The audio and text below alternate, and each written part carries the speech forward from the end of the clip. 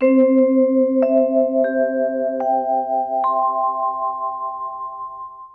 एक प्रसंग मैं आपको बता रही हूँ रामचरितमानस से।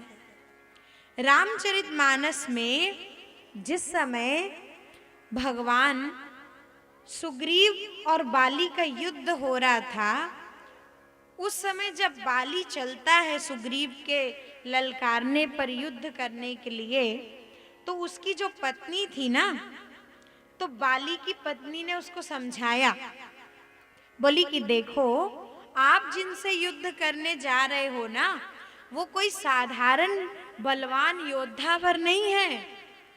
लोग कहते हैं कि वो दशरथ जी के जो पुत्र हैं वो बड़े बलवान योद्धा हैं। यही वो लोग हैं जिन्होंने ताड़का को मारा है। यही वो लोग हैं जिन्होंने खरदूषण का अंत किया है। तो बाली हंसा और कहा कि कही बाली सुन भीरू प्रिय समदर्शी रघुनाथ। कहता है कि जो चीजें आप मुझे समझा रही हैं देवी जी, वो मैं आपसे भी अच्छी तरीके से जानता हूं। आप तो केवल इतना जानती हैं कि वो बलवान योद्धा हैं, उन्होंने बड़े बड़े राक्षसों को मारा है, लेकिन मैं ये भी अच्छे तरीके से जानता हूँ कि वो केवल बलवान योद्धा नहीं है, वो तो साक्षात परब्रह्म परमात्मा है। तो बाली कहता है कि मैं तो ये भी जानता हूँ, तू तो ये भी नहीं जानती थी कि वो भगवान है। मैं तो ये भी जानता हूँ कि वो भगवान है समदर्शी रघुनाथ। और बाद में भगवान ने उसको मारा। तो बाली ये कहता है कि प्रभु आपने गलत किया, आपने मेरे को क्यों मारा? मैं तो जानता था कि आप भगवान हो। मैं तो चलते समय अपनी पत्नी से बोल के आया था कि भगवान समदर्शी हैं। तो मेरे को जब आपका ज्ञान था, जब मैं जानता हूं कि आप भगवान हैं, मानता हूं कि आप भगवान हैं, तो फिर आप मेरे को क्यों मारे? तो भगवान को बड़ी हंसी आई। भगवान ने कहा कि भैया, तू ये तो जान गया कि मैं भगवान हूं, लेकिन तूने ये बात अपनी पत्नी को ये बताने के लिए बताई थी कि मैं भगवान हूं, या कि फिर ये बताने के लिए बताई थी कि तू अपनी पत्नी से ज्यादा ज्ञानी है, वो कम जानती है, तू ज्यादा जानता है? तो कहता है कि प्रभु, मेरे मन में तो यही भाव था कि वो जानती नहीं है कि आप भगवान हो, तो चलो थोड़ा अपना ज्ञान झाड़ ही दें कि हाँ, हम जानते हैं कि राम जी भगवान है। तो भगवान कहते हैं कि बात तो वही है, तूने केवल मैं ज्यादा ज्ञानी हूं इस बात को झाड़ने के लिए, इस बात का ज्ञान बघारने के लिए तूने ये कहा कि मैं समदर्शी हूं। अगर तू समदर्शी मुझे जान गया था, तो तू ये नहीं जानता था क्या कि मैं समदर्शी तो हूं, लेकिन मैं अन्याय और अत्याचार को समदर्शित्व से नहीं देख सकता, मैं उसका अंत करता ही हूं। मैंने कई राक्षसों का अंत भी इसीलिए किया है। तो अगर तेरे में सही में ये ज्ञान होता कि मैं भगवान हूं, मैं समदर्शी हूं, तो तू अन्याय अत्याचार छोड़ करके अपने भाई के साथ प्रेम से रहता, उसको उसकी चीजें लौटाता, उसको उसका राज्य लौटाता।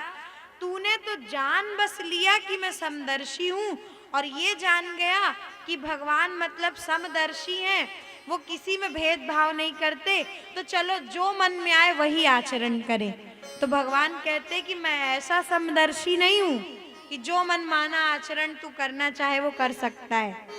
तदपि करहि सम विषम बिहारा।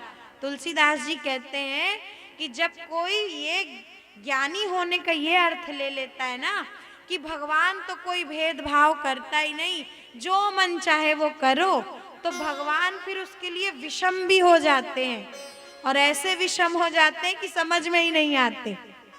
तो इसलिए समदर्शी तो हैं, लेकिन मनमाना आचरण करने की छूट नहीं देते। तो ज्ञानी होना अलग बात है, ध्यान से इसको ग्रस्त करिए। ज्ञान की, वैराग्य की थोड़ी थोड़ी बातें जान करके और उसको किसी के सामने कह देना, सुन लेना ये अलग चीज है और सही में ज्ञानी होना ये अलग चीज है। क्योंकि जब सही में ज्ञान आता है ना तो उसके बाद कुछ बोलने सुनने की जरूरत नहीं रह जाती, वो ज्ञान आपके आचरण से प्रकट होने लग जाता है। और जब ज्ञान व्यक्ति के आचरण से प्रकट हो तो वही वैराग्य है और दूसरा कुछ वैराग्य नहीं है। ज्ञान जब तक वाणी में है, शब्द में है, तब तक वो जड़ ज्ञान है, और ज्ञान जब आचरण में उतर गया तो वही वैराग्य है।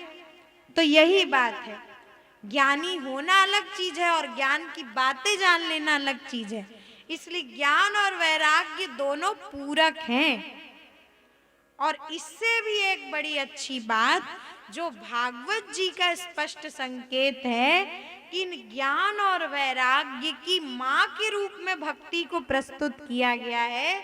इसका मतलब ये है कि जैसे माँ अपनी संतानों का हर हाल में पालन पोषण करती है, इसलिए चाहे कितना भी ज्ञान और कितना भी वैराग्य आपके जीवन में आ जाए, लेकिन जब तक भक्ति नहीं होगी तो ज्ञान और वैराग्य का पालन पोषण नहीं हो सकता। ज्ञान और वैराग्य तभी जीवन में काम करते हैं जब भक्ति माँ के रूप में उनका पालन पोषण करती है। तो भक्ति माँ है, भक्ति तो होनी ही चाहिए। जिस व्यक्ति के जीवन में ज्ञान है, जिस व्यक्ति के जीवन में वैराग्य है, उसके जीवन में भक्ति आएगी कि नहीं ये कहना थोड़ी डाउट वाली बात है। लेकिन जिसके जीवन में भक्ति आ गई उसके जीवन में सब ज्ञान वैराग्य आ जाएगा, इसमें कोई डाउट नहीं है। भक्ति आ गई तो आपको समस्त दुनिया का ज्ञान मिल जाएगा। भक्ति आ गई तो आप सबसे बड़े वैरागी बन जाओगे।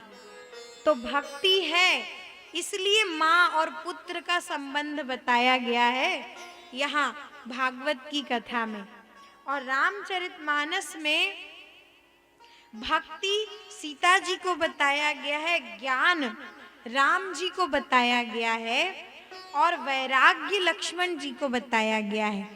उसकी भी चर्चा बड़ी अच्छी दिव्य है कि जब ज्ञान है और भक्ति पूर्ण है तो आचरण अपने आप सुंदर होने लग जाता है।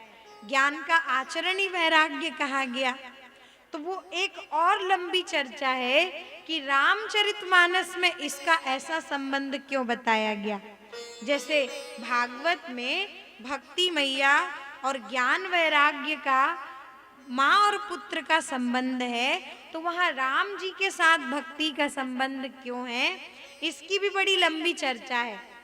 और इसकी लंबी चर्चा में अगर हम गए तो 7 दिन भागवत छोड़ के पहले हमको राम कथा सुनना पड़ेगा। और इसके लिए हम यही चीज छोड़ देते हैं कि जब कभी प्रभु की यज्ञ भगवान की कृपा हुई तो रामचरितमानस का भक्ति ज्ञान वैराग्य भी हम आप सभी देखेंगे और जरूर सुन लेंगे दूसरी कथा में। पर अभी हम भागवत का भक्ति और ज्ञान और वैराग्य देखते हैं। सीधा सा मतलब ये है कि जैसे माँ से बच्चों का पालन पोषण होता है, वैसे भक्ति होगी तभी ज्ञान और वैराग्य जीवन में आएंगे। तो नारद जी यही बता रहे हैं कि जब ज्ञान और वैराग्य का दुख देखा, लोगों ने उनका अर्थ बदल दिया, लोग ज्ञान और वैराग्य मार्ग को गलत अर्थों में ले लिए, तो भक्ति अपने पुत्रों के दुख से दुखी हो गई। और जब वो अपने पुत्रों के दुख से दुखी हो गई, तो जब भक्ति ही दुखी है तो संसार कैसे सुखी रहेगा। और नारद जी तो ये भी कहते हैं कि मैंने ज्ञान और वैराग्य का दुख दूर करने के लिए उनको खूब सुनाया। क्या सुनाया? बोले मंत्र सुनाए, भगवत गीता का पाठ किया, श्लोक सुनाए, वैदिक मंत्र सुनाए। उसका प्रभाव भी हुआ, ऐसा नहीं है कि उसका प्रभाव नहीं हुआ। प्रभाव बड़ा अच्छा पड़ा कि जैसे ही ये चर्चा उनके कानों में जाती, वो दोनों बड़े अच्छे से उठ करके और बैठ जाते और मेरी बात को सुनने लग जाते। पर गड़बड़ तो तब हो गई जब मैंने सोचा कि बस इसी से ये ठीक हो जाएंगे, तो जब तक मैं उनको सुनाता चला गया तब तक तो वो सुनते गए, और जैसे ही मैं चुप हुआ वो दोनों पुनः मूर्छित हो गए। तो मैं परेशान हो गया कि कोई ऐसा शाश्वत उपाय नहीं है क्या जो ज्ञान और वैराग्य के जीवन से इनकी अस्वस्थता को दूर कर दे, भक्ति मैया के दुख को दूर कर दे। मैं जो उपाय कर रहा था वो टेम्पररी फल तो दे रहे हैं, लेकिन पूर्ण रूप से फल, पूर्ण रूप से स्वस्थ नहीं कर पा रहे हैं। तो क्या करूं? मैं बस यही चिंता में सब जगह घूमता घूमता जा रहा हूं। और नारद जी कहते हैं कि वही प्रश्न मैं आपसे पूछ रहा हूं, आप बताइए कि क्या करना चाहिए मुझे। सनत कुमारों ने कहा, नारद जी आपकी ये जो चिंता है वो निर्मूल है, चिंता का कोई कारण ही नहीं है। आप समझ गए, बहुत उपाय कर कर के आपने देख लिया, लेकिन अब इसका एक ही मात्र उपाय है कि भगवान के नामों का गुणानुवाद इनके कानों में जाए, भगवान की भक्ति की ही चर्चा इनके कानों में जाए। इसके लिए आप इनको भागवत की कथा सुनाइए, क्योंकि श्रीमद् भागवत जो है वो भक्ति का ही ग्रंथ है। भक्ति पूर्ण रूप से पुष्ट हुई है केवल और केवल भागवत जी में। श्रीमद् भागवतम पुराण ममलम भी कहा गया, और श्रीमद् भागवतम प्रमाण ममलम भी गौरांग महाप्रभु ने कहा। श्रीमद् भागवतम प्रमाण ममलम, सबसे बड़ा प्रमाण है श्रीमद् भागवत, और सब पुराणों का निगम सार सर्वस्व है भागवत। जब 17 पुराण वेद व्यास जी ने लिख लिए तब भी उनके जीवन में शांति नहीं आई। नारद जी ने उसका एक कारण व्यास जी को बताया कि व्यास जी आपके दुख का कारण ये है कि आपने सब ग्रंथ लिखे पर उनमें सकाम निष्काम कर्मों का बड़ा निरूपण किया, क्या करना चाहिए क्या नहीं करना चाहिए, ज्ञान क्या है, तप क्या है, योग क्या है, सब आपने दुनिया को बता दिया, पर लोगों को केवल भगवान अच्छे लगे ये बात तो आपने बताई ही नहीं। लोगों को अच्छे बुरे कर्मों में अलग अलग भेद करना बता दिया, क्या सही है क्या करना चाहिए बता दिया, पर कुछ ऐसी चीज नहीं बताई जिससे लोगों को कृष्ण प्रिय हो। और कृष्ण प्रिय लगे ऐसा तो केवल भक्ति से संभव है, और तब भक्ति के रूप में ग्रंथ लिखा भागवत। और इसलिए आज सनत कुमार कह रहे हैं कि नारद जी आप भागवत की कथा इन्हें सुनाइए। नारद जी कहते हैं कि वक्ता ढूंढने कहाँ जाऊंगा, आपने ही उपाय बताया है, आप ही कथा सुना दो। तो बोले हम तो यही इसी कारण से घूम रहे थे धरती पर, कोई सुनने वाला मिलेगा तो सुना देंगे, कोई सुनाने वाला मिलेगा तो सुन लेंगे, चलिए हम ही कथा सुना देते हैं। और बद्रिकाश्रम में ये लोग थे, और वहां से नीचे आकर के, और बद्रिकाश्रम से नीचे हरिद्वार में, गंगा द्वार में, गंगा तट पर, आनंद तट पर सनत कुमार ऋषियों ने भागवत करना शुरू किया। नारद जी प्रमुख श्रोता बने, और फिर सब ऋषि मुनियों ने जो भी गंगा तट पर रहते थे, सब ऋषि मुनियों ने, जितने लोगों ने भी सुना कि नारद जी तो कथा करवा रहे हैं और भागवत की कथा है, सनत कुमार ऋषि कहेंगे, तो सब अपना धाये धाम काम सब त्यागी, सब कुछ अपना तप वप सब छोड़ के, पूजा पाठ सब छोड़ के, सब कथा सुनने के लिए आकर के बैठ गए। और सब जो भी आए, जो नहीं आते थे उनको भी महात्मा लोग पकड़ पकड़ के ले आते थे कि भाई आखिर सार तो यही है जो हम सुनने जा रहे हैं, इसलिए इस निगम सार सर्वस्व को सुनने चलिए। और कथा प्रारंभ हो गई, नारद जी करवा रहे हैं और सनत कुमार ऋषि सुन रहे हैं।